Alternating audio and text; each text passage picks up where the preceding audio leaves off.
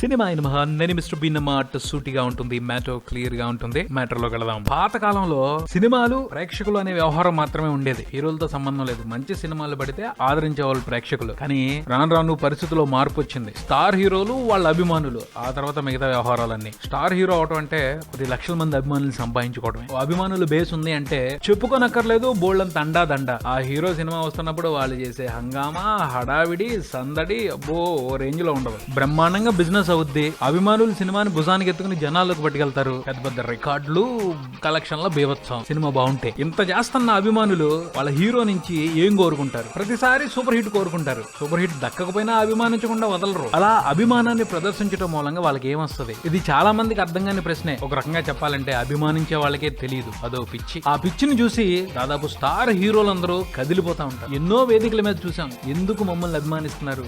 ఏమిచ్చి మీ రుణం తీర్చుకోగలమని మన హీరోలు అంటూ ఉంటాం. మన హీరోలందరూ ఎన్నిసార్లు అడిగినా అభిమానులు తిరిగి కోరుకునేది ఒకటే, ఓ బ్లాక్ బాస్టర్ ఇవ్వండి, సూపర్ హిట్ ఇవ్వండి అని. అక్కడ వరకేనా? నిజంగా మన స్టార్ హీరోలు అభిమానులు రుణం తీర్చుకునే పరిస్థితిలో లేరా? వాళ్ళు తలుచుకుంటే ఏదో ఒకటి జరిగే అవకాశం లేదా? మనసు పెడితే ఏదో ఒక మార్గం కనపడిద్ది. అటువంటి ఓ చక్కటి చిన్న మార్గమే సూర్య సింగం 3తో మిగతా స్టార్ హీరో ఫ్యాన్స్ అందరికి కనిపిస్తుందని అనుకోవచ్చేమో. సింగం 3 సినిమాని మలయాళంలో రిలీజ్ చేయడానికి సూర్య కేరళ ఫ్యాన్స్ అసోసియేషన్ రైట్స్ దక్కించుకుంది. ఒక హీరో అభిమాన సంఘం సినిమా ప్రదర్శన హక్కుల్ని దక్కించుకోవడం ఇదే ప్రప్రథమం అంట. ఫస్టో కాదో సంగతి తర్వాత, మ్యాటర్ మాత్రం సౌత్ ఇండియాలో ఉన్న అందరూ స్టార్ హీరోల ఫ్యాన్స్ ఆలోచించాల్సింది లాగానే కనిపిస్తుంది. నిజంగా ఇది బ్రహ్మాండమైన ఆలోచన లాగానే అనిపిస్తుంది. ఎందుకంటే అభిమానులు ఆ హీరో మీద అభిమానాన్ని ప్రదర్శించడం కోసం ఏమీ ఆశించకుండానే వాళ్ళ శక్తి మేర డబ్బులన్నింటినీ కలెక్ట్ చేసుకుని, అందులో చాలా మంది కూలికెళ్ళొచ్చి కష్టపడ్డ డబ్బులు కూడా ఉంటాయి, ఖర్చు పెడతా ఉంటాయి. సినిమా రిలీజ్ అవుతున్నప్పుడు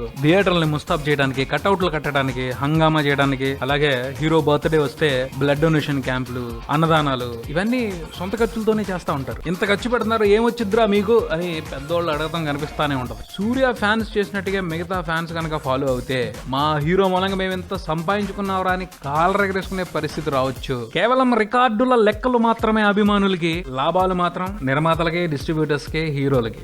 ఆ లాభాలు అభిమానులు కూడా పంచొచ్చుగా. వాళ్ళు పెట్టుబడి పెట్టారు, వ్యాపారం చేశారు అని పెద్ద క్వశ్చన్ ముందలు పెడితే, ఓ హీరో ఫ్యాన్స్ అసోసియేషన్ లో ఉన్న అభిమానులందరూ కలిసి అలా కొంచెం వేసుకుంటే ఓ ఏరియా హక్కులు కొనుక్కోలేరా? ఆ పైన హీరోలు మన అభిమానులే కదా, మన కోసం చాలా కష్టపడుతున్నారు, వాళ్ళ కోసం ఈ మాత్రం చేయలేమా అని పెద్ద మనసు చేసుకుంటే అదేమంత కాంప్లికేటెడ్ ఇష్యూ అయితే కాదు. మొత్తం బిజినెస్ అంతా అభిమానుల చేతిలో పెట్టాల్సిన అవసరం లేదుగా.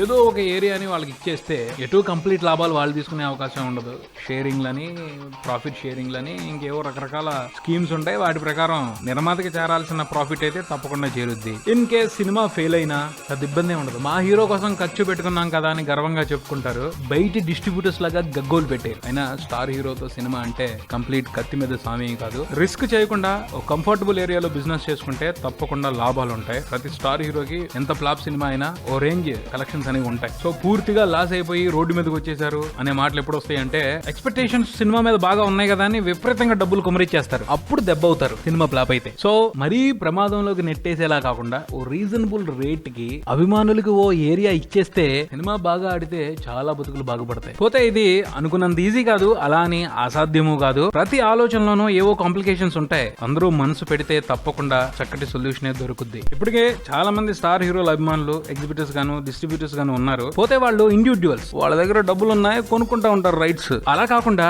అసోసియేషన్ లో ఉన్న మెంబర్స్ అందరికి బెనిఫిట్ అయ్యేలాగా ఈ అవకాశాన్ని ఉపయోగించుకుంటే చాలా బాగుంటది. నేను హీరో అభిమాని, నేను చాలా ఎక్కువ పెట్టి కొనుక్కోగలుగుతానని ఒక్కడే బెనిఫిట్ అవడం కాకుండా వీళ్ళందరూ మన హీరో అభిమానులే కదరా, అందరూ కలిసి చేసుకుంటే మన సంఘంలో తక్కువ స్థాయిలో ఉన్న వాళ్ళు కూడా ఏదో రకంగా ఉపయోగపడిద్ది కదరా అని ఆలోచించగలిగితే పెద్ద మనసు చేసుకుని ప్రతి స్టార్ హీరో కూడా స్టేజ్ల మీద చెప్తున్నట్టు వాళ్ళని అభిమానించే వాళ్ళ రుణం ఎంతో కొంత తీర్చుకునే అవకాశం దక్కుతుందన్నది నా అభిప్రాయం. నా అభిప్రాయం కరెక్ట్ అని మీకు అనిపిస్తే వీలైనంత మందికి ఈ ఆలోచన చేరేట్టు చేయండి. Subscribe and keep watching Maruti talkies. Swami mister B and talkies Raja. Thank you.